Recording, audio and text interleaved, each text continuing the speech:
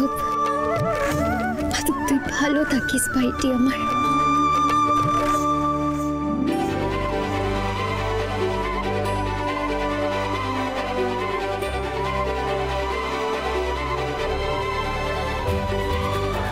আয় আয় গৌরাঙ্গ, বস।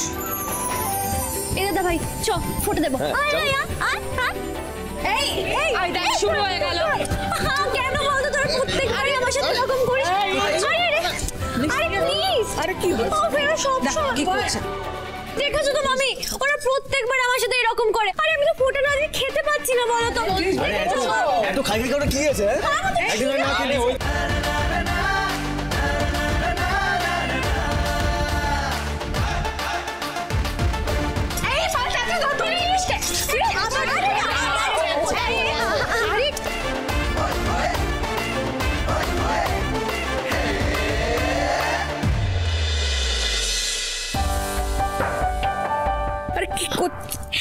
ঠাম্মি বলছি যে ওই শুকনো খাবারটা কার গো? সৌরি বাবুকে আজকের দিনও এরকম শুকনো খাবারটা খাবেন? তোকে আর কি বলবো, দাদু ভাই তো তেলের খাবার খেতেই চায় না।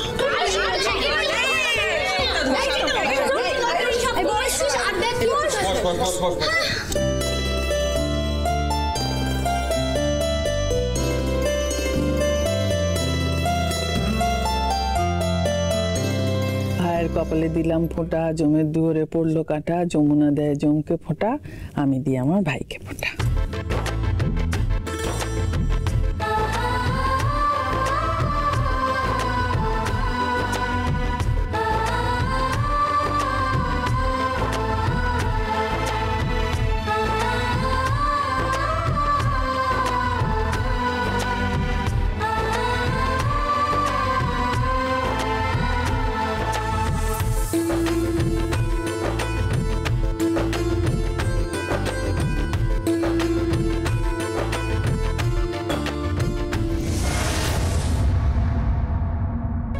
সত্যি আজকের দিনটা কি মজার না, কি মিষ্টি একটা দিন।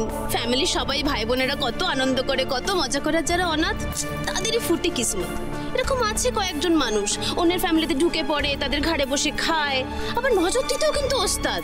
এই যে আছে একজন, সব বুঝতে পারছি কিন্তু তবু জায়গা থেকে নড়ছেন না।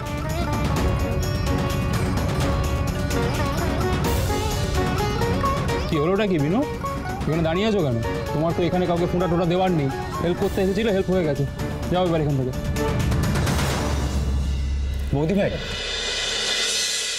তুমি আমাকে ফোঁটা দেবে না?